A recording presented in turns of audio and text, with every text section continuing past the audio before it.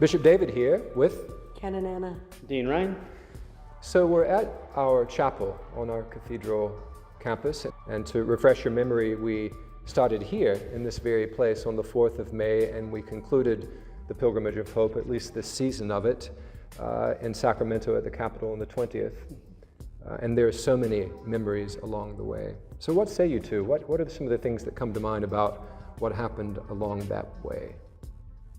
There was a lot of dancing. Lots of dancing. And I need to qualify that, right? Because I know a lot of friends back home, hi friends back home, were concerned that we were dancing so much and having so much fun, right? But the intensity of the pilgrimage and the cause by which we were called to walk was so heavy that sometimes we had to have moments of laughter and dancing and silliness so that the weight of it wouldn't crush us, you know, and the weight of walking 12 straight miles down one road where we only saw the same almond trees over and over and over again wouldn't kind of make us a little bit silly, you know.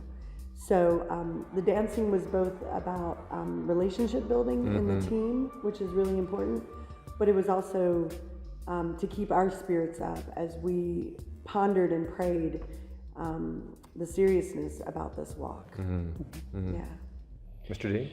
I think one thing that definitely stands out to me is just the hospitality that we received along every stop. And it's, you know, that image, you know, you have that image of Jesus opening his hands, welcoming people. And really that's what the host sites were. And they weren't just Episcopal communities. I mean, there are Roman Catholic brothers and sisters and the Lutheran communities and the Methodists. So it was really wonderful to see so many communities come together for this cause. And they didn't even know us. Indeed. They welcomed us as strangers, which is profound, very profound. Well, and think about the times, there was one place where we arrived, a Roman Catholic community, and they were actually expecting us the next day. Right, at Ruben's place. At Ruben's in Magda, and they had to, you know, remobilize and prepare so quickly, and they'd only volunteered to house us a couple of days before, and then they were in a new house. They'd only been in that house for about a week. Yeah.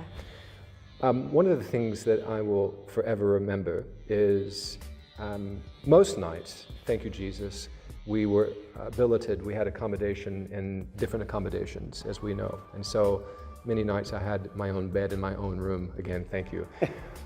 There was one night, though, at Point Pleasant United Methodist Church. That's Elk Grove, isn't it? Yeah. And so we were sleeping Marae style. And so for listeners, Marae is a meeting house for the Tangata Whenua, the indigenous people of New Zealand. And Marae style is when you're actually sleeping in that shared space all together. So we're sleeping about 8 of us in this hall at the Methodist Church. And I'm thinking, oh Lord, this is not going to be a slumberful night. And so I'm equipped with earplugs in both ears, ready to go. And I think around 2 o'clock in the morning, I'm so delirious with different levels and sounds of snoring, I think I heard symphonically, Jesu, joy of man's desire. Truly, I mean, the delirium was so pronounced, I thought I heard that tune in my head, and then I sort of enjoyed the snoring. Yes. So that, again, is a commentary on, you know, we walked together, we played together, we danced together, we snored together. And that's part of the reason this experience was so memorable is the reason for the pilgrimage aside, or better said, inextricably linked to that, was the community building that walk in those 20 days provided for us. What an exquisite way for a group of people, and for people who had participated from afar as well, to solidify and fortify the community of which they're a part. I thought that was magic. Yeah, and I know for our friends back home who were following along on Facebook and you know, who would catch up with the daily stories from the road on our website and stuff, seeing them write in and say, we're praying for you, or we're cheering for you, or thank you for making this witness. Y'all made this happen. Yeah, absolutely. I mean, folks at home, you did this because if we hadn't had that cheering squad back here helping to push us forward, there were a lot of times when I was like, you know, it's raining. and they're out there walking, and I'm sitting in this van, and I really could go for a cup of hot tea and putting my feet up, and I know they could too. But you're back home cheering us on, and we're going to do this. We're going to see it through. Yeah. And not only cheering on, so many people would share on their own pages the Yeah. posts that allowed them to connect the pilgrimage to people who have no connection with us in Or any way, similar shape. And it was to- really, yeah. really amazing to see even some of those comments. They were just, I know. so it was being shared and continually shared. Yeah. Dare I say, it was groovy. That was groovy. Okay, you can put a pause on that. But I also want to talk about, and I think his name was Colton Mormon III. But he was one of those guys that was following us online. And so we're driving along, and Deacon Nelson and I are in the van waiting for the walkers to catch up. And we see this guy coming in the opposite direction. And he pulls over so that he's parallel with us, but on the other side of the road. Mm-hmm. And he rolls down the window and he goes, "I thought it was you guys." And we're like, uh-oh, you know? And he's like, "I've been following you, and I'm so excited. I can't believe you're here. Can I get out and take your picture?" And it was this moment of like, oh my gosh, people actually are paying attention, not to us per se, but to the cause. The cause, yeah. Right? And so I swung the van around real quick, and my favorite moment was when you high-fived him. And I know you probably didn't really understand what was happening, but for him, that was a really big deal because he got to participate in the pilgrimage in a completely unexpected way. Yeah. And so thank you so much, Colton, wherever you are.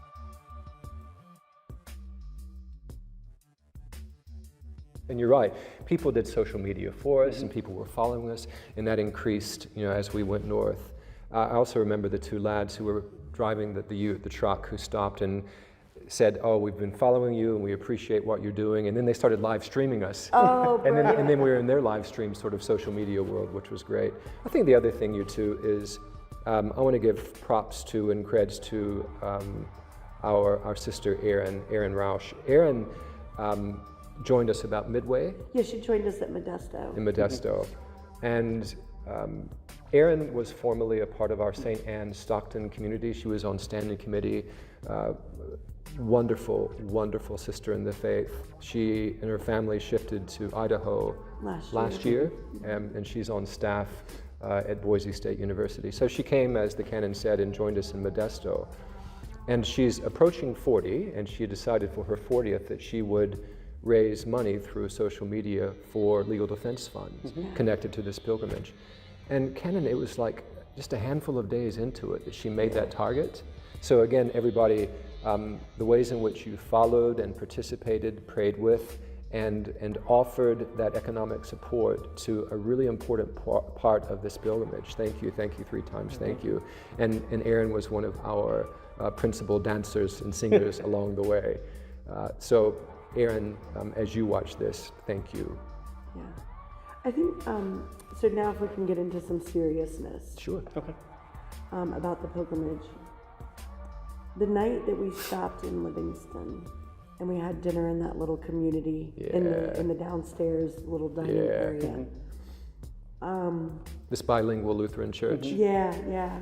And we had 2 women join us in that community who told their stories of coming across the wilderness as children to be in this country. And they told their stories with hope, right? Even though they're still on waiting lists, even though they haven't seen their family in 30 plus years, they still have hope, right? Yeah. And so the next morning, one of them joined us and walked that full 10-mile day with us. With her granddaughter. With her granddaughter In the a stroller. And so every time we hit a patch of road where the stroller could not go, instead of that becoming an impediment to her continuing the journey, everyone rallied and helped to carry the stroller. And how powerful a witness she was to us in not giving up just because you are faced with obstacles, right? That you just keep pushing forward and you rely on one another to carry you through those moments of challenge, right? I was so honored that we were blessed with her presence on that day. Yeah, definitely. That experience speaks. I think the tone shifted noticeably when we went to Livingston, but I had that opportunity. We walked with her for a while on farm roads that had basically no shoulders, and we're literally pushing the stroller in the southbound lane, and I had some time pushing the stroller. And then I fast forward to the last day of the pilgrimage, and I'm pushing another stroller, and I'm pushing my daughter's stroller on. And to me, those two connections together, and the experience of talking to her about her journey here, and not seeing her brother or her father for 30 years, and raising kids, and now raising her grandchildren, because it was her grandchild who was in there, and she was a pistol. She didn't. Oh, yeah. We kept trying to break her down where she wanted to be with us, but she was not giving us any. But it was really, really profound to have that experience that day walking, and then the walk with my own daughter, the last leg. And I would say overall, I think Livingston was one of those kind of watershed moments for the pilgrimage where it really shifted, because we also had the opportunity to meet with some of the migrant farm workers that day. And that, I think, really sunk in for people about this is why we're doing it. And I think that's where that mantra really came to be. We walk because they walk. Yeah. I mean, that really became the mantra of the pilgrimage. We built on that from there. And going back to the Livingston Day, I think you're both right. It was such a poignant day. And the grandmom pushing her granddaughter, I think it was a 13-mile day, and she pushed that stroller, which was a rather diminutive stroller, not meant for roads of that nature. Long haul, yeah. But she pushed her for, I think, 10 miles of the 13 miles of that day. And the other thing to say about that, and this speaks volumes about the person about whom we speak, 10 miles into it, she said to me, "Bishop, I don't think this is really safe now, and I think I'll get in the car." She was not only talking about her own safety and the safety of her granddaughter, she was talking about our safety. Yeah. That's really poignant. It was an important day. It was a very important day. The other thing I started thinking about, and you've heard me talk about it in some of our presentations if you were following along at home, there were two biblical stories that carried me through this pilgrimage. One from our Hebrew scriptures of Abraham and Sarah entertaining angels, right? And the angels come to give them profound news about the power of God, which is Sarah's going to have a baby, and they're going to go on to become our foremothers and forefathers in the faith. So we experienced really radical hospitality on this journey. We certainly did. And I am 150% convinced that we were the ones who were entertaining angels. Well said. That the people who received us into their homes were actually the ones telling us the good news. And the ones who provided dinner for us and allowed us to take our nasty shoes and socks off were sharing the good news with us, the radical dream that God has for God's people. Yeah. And then later on in the pilgrimage, I started thinking about the road to Emmaus and how people walked that road and would have conversations, and Jesus would be right in the middle of them, and they don't even see him, until they broke bread together. And so that became sort of this thought that I had about, golly, we're doing this walk, and we got Jesus right with us, and half the time we don't even know it, right? Until we break bread, and then we're like, oh, wow. Yeah. So those two stories were really important for me to think about and to pray about and ponder about as we did this journey together. I had a similar thing, and the image that kept coming to me was the woman at the well, and that sense of hospitality. And you talked about it, having Jesus right there. And one of the things I kept saying to my head, kind of over and over again, is looking at what are wells? They're a source of life, water, Right. and it was like, why can't we build more wells than walls? Yeah. Oh, And I kept saying that in my Nice. mind, is that image of, flattening the wall and just building wells where we would gather and meet Jesus at the wells to Right. be fed and to be nourished and to be, our thirst to be quenched. yeah. That's lovely. So maybe you two, though, the right and proper way to finish this is to say something about this place called San Joaquin. One of the things we heard over and over again a couple of years ago when we did the tour against trafficking, amid the tour and certainly afterwards, was what's next?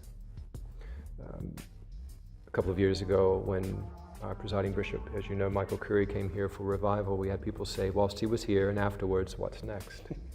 You two know this as well or better than anyone, is that during those 18 days of pilgrimage, people ask us every single day, What's next? What's What's next? next? What And crazy I was- idea. And I was running for the hills, trust me. So I simply want to say, as long as God is involved, and God will always be involved, something will be next.